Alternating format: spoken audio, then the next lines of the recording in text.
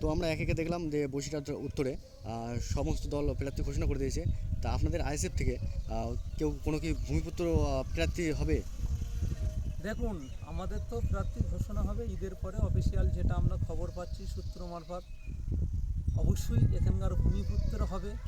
কেন, Indian secular front তারা চিন্তা ভাবনা করছেন যে বসিরহাটের ভূমিপুত্র, বসিরহাট উত্তরে যেভাবে মানুষের ওপর দুর্নীতি হয়েছে, যেভাবে টাকা লুণ্ঠন হয়েছে, যেভাবে মানুষের কাজ কাটা হয়েছে, যেভাবে 26,000 মানুষের চাকরি গিয়েছেন, সেই দিকে লক্ষ্য করে যে আজকের আমরা একটা বিষয় ভাবি যে আমাদের লোকসভা ভোট, সেই লোকসভা ভোটে হাজী নুরুল ইসলামকে বসিরহাট লোকসভার প্রার্থী করেছিলেন।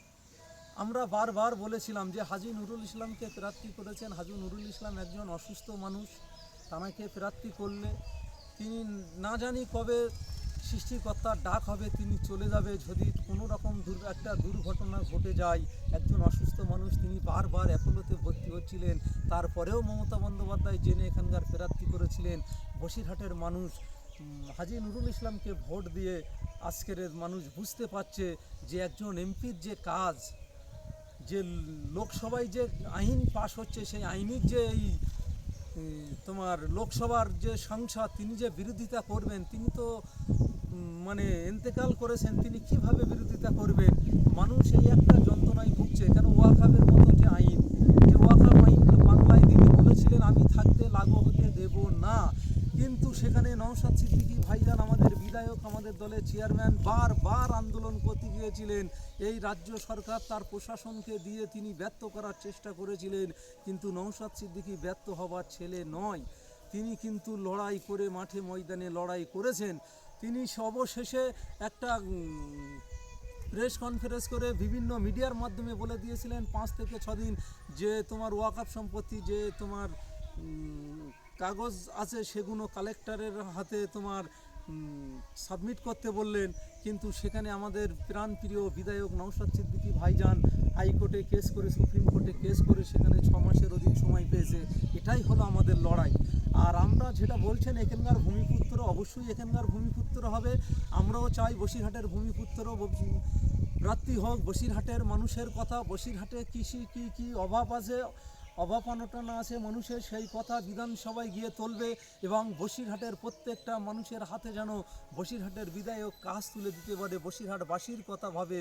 এইটাই, যেমন বসিরহাট বদরতলা হসপিটালে আমরা প্রায় গিয়ে দেখি, সুপার স্পেশালিটি হসপিটাল, সেখানে ভালো ডাক্তার পাই না, সেখানে যেন ভালো ডাক্তার নিয়োগ হয়, সে কথা বলতে পারে। বিভিন্ন স্কুলে আমরা লক্ষ্য করে দেখেছি সেখানকার ভালো টিচার নেই, সেখানে যেন ভালো টিচার থাকে। আপার প্রাইমারি স্কুলগুলোয় সেখানে যেন ভালো টিচার দিয়ে বাচ্চাদের ভালোভাবে পড়ানো হয়, তারা শিক্ষার দিকে এগিয়ে যায়, সেদিকটা লক্ষ্য রাখতে হবে। এবং আরও একটা বিষয় যেটা বলবো, পানীয় জলের সমস্যা। বিশেষ করে আমরা দেখেছি, আমরা ইন্ডিয়ান সেকুলার ফ্রন্ট তথা আইএসএফের পক্ষ থেকে আমাদের অবজারভার মুসা কারিমুল্লাহ সাহেব, তিনি এবং আমাদের শাহিদ ভাই এবং আমি সালাম, আরও আমাদের অনেকে আছে, বিভিন্ন পঞ্চায়েত কমিটির যারা দায়িত্বে আছে, বিধানসভা কমিটির ওসাইটি, আমাদের আমিনুর আলামিন, সালাউদ্দিন ভাই, আমাদের বাঁকি ভাই, আবুল হোসেন ভাই, আমাদের ইয়ানুর আছে, এরকম বহু যারা দায়িত্বে আছেন, আমাদের এ সাইটেও আছেন। আমরা দেখেছি যেভাবে তোমার দক্ষিণ দেবীপুরগুলো রাস্তা খারাপ, বর্ষার সময় হাঁটুর উপরে জল জমে থাকে, মানুষের জল পাস হবার ভালো একটা জায়গা নেই, মানুষ খুব দুর্দশার ভেতরে থাকে, বাচ্চাগুলো স্কুলে গিয়ে বসতে পারে না। সেই সব দিকে যাতে লক্ষ্য রাখতে পারে এবং বিধানসভায় গিয়ে এই আওয়াজটা তুলতে পারে এবং এই কাজটা যাতে হয়, মানুষ সুস্থভাবে বসবাস করতে পারে, মানুষ মিলেমিশে বসবাস করতে পারে, ভাই ভাই যেন মিলেমিশে সেখানে থাকতে পারে। রাজনীতি হবে সৌজন্যতার রাজনীতি। আমরা ভোটে জিতলাম, অন্যের ওপরে আঘাত করলাম, এর নাম রাজনীতি নয়। রাজনীতি একটা উৎসব, মানুষের ভোট মানুষ দেবে, মানুষ নির্বাচিত করবে যে কাকে নির্বাচিত করলে আমাদের সুবিধা হবে, আমরা কাজ করতে পারবো, মানুষ তাকে ভোট দেবে। আমরা সেই দিকে লক্ষ্য রাখি। আর তো কয়েকটা 2 থেকে 3টে দিন আপনারা বুঝতে পারবেন বসিরহাটের আইএসএফের প্রার্থী ভূমিপুত্র হচ্ছে কি না এবং কে হচ্ছে। তবে আমাদের সর্বোচ্চ আমরা যেটা আশাবাদী, আমাদের দলের ঊর্ধ্বে কেউ নয়, দলের রাজ্য কমিটি থেকে আমাদের দলের প্রতিষ্ঠাতা এবং আমাদের দলের চেয়ারম্যান এবং আমাদের দলের সভাপতি সম্পাদক সাহেব তানারা আসেন, তানারা বসিরহাটে ঝাঁকি প্রার্থী মনোনীত করবে আমাদের। আমরা হাসি মুখে মেনে নিয়ে আমরা উৎসব মনে করে আমরা মাঠে ময়দানে লেবে পড়ব। আমাদের চেষ্টা থাকবে, আমাদের আশা আমরা 100-এ 100 জিতবো এখানে। কেননা আমরা মানুষের কাছে যেভাবে মানুষের হয়ে আমরা পাশে দাঁড়িয়েছি, আমরা বারবার মানুষের কাছে গিয়েছি, আমরা মানুষের সুখ দুঃখের পাশে দাঁড়াতে পেরেছি, মানুষের জন্য আমরা কাজ করতে পারছি। ভোটে না জিতেও সে আপনি রক্তের বিষয় বলেন, আর মানুষ একটা সমস্যায় পড়েছেন, মানুষ কোনো কেসের বিষয় বলেন, আমরা আমাদের যখনই জানিয়েছে আমরা তখনই সেই মানুষটার পাশে গিয়ে দাঁড়িয়েছি। কেন আজকের দিনের মতো দাঁড়িয়ে আমরা দেখছি একজন পেশেন্ট বদরতলায় ভর্তি, সে রক্তের অভাবে ছুটছে, আমাদের সঙ্গে যোগাযোগ করেছে, আমরা তাদের রক্তের ব্যবস্থা করেছি, তাদের পরিবারের মানুষ রক্ত নেবার জন্য আমাদের ব্লাড ব্যাংকে বসে আছে কলিকাতায় গিয়ে, তিনি ব্লাডও পাচ্ছেন। এতটুকু কাজ আমরা করতে পারছি। তাই বসিরহাটবাসীর বলবো এবং পশ্চিমবাংলাবাসীর বলবো, আপনারা ভরসা রাখুন আইএসএফের উপর। আইএসএফ যদি কোনো ক্ষমতায় না থেকে মানুষের পাশে থেকে এতটুকু কাজ করতে পারে, আগামী দিন মানুষ যদি আমাদের উপরে ভরসা করে আমাদেরকে বসিরহাট উত্তর বিধানসভার একটু কাজ করার সুযোগ দেন, আমাদের বিধায়ক যদি বসিরহাট থেকে আমাদের পশ্চিমবাংলার বিধানসভায় যেতে পারে, মানুষের হয়ে কাজ করবে আশা করছি আমরা। মানুষের দাঁড়ে দাঁড়িয়ে যেমন নওশাদ সিদ্দিকী ভাইজান জনসংযোগ করে ভাঙড়ের প্রত্যেকটা পঞ্চায়েতে মানুষের দাঁড়ে দাঁড়ে যাচ্ছে, আমাদের প্রত্যেকটা বিধায়ক মানুষের দুয়ারে দুয়ারে যাবে, বিধায়ক মানুষের হয়ে কাজ করবে। মানুষরা হলো, তানারা হলো রাজা, ভোট দিয়ে বসে থাকবে রাজাকারের মতো, আর আমাদের দলের বিধায়করা গিয়ে তাদের কি, কার বেকার ভাতা হচ্ছে না, কার লক্ষ্মীর ভাণ্ডার হচ্ছে না, কার তোমার হচ্ছে গিয়ে বিধবা ভাতা হচ্ছে না, সেসব দিক থেকে কার বাচ্চাটা ভালো মেধাবী আছে, ভালো পড়াশুনো করছে, অর্থ নেই, সেদিকে লক্ষ্য রাখবে।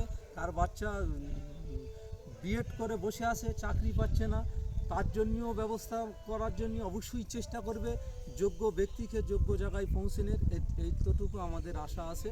আমাদের সেই হিসেবে প্রত্যেকটা উত্তর বিধানসভা মানুষের কাছে দাবি রাখবো, আশা রাখবো এবং প্রত্যেকটা মানুষের কাছে অনুরোধ করব, একটা বার ইন্ডিয়ান সেকুলার ফ্রন্টকে সুযোগ দিন।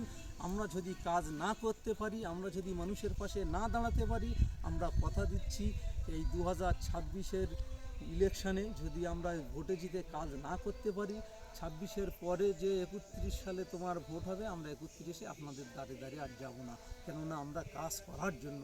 আগে ভাবুন, যে নওশাদ সিদ্দিকী ভাইজান বা আব্বাস সিদ্দিকী ভাইজান যে পরিবার থেকে এই রাজনীতিতে বিলম্ব করতে এসছেন, একজন বিধায়ক কত টাকা মাইনে পায়?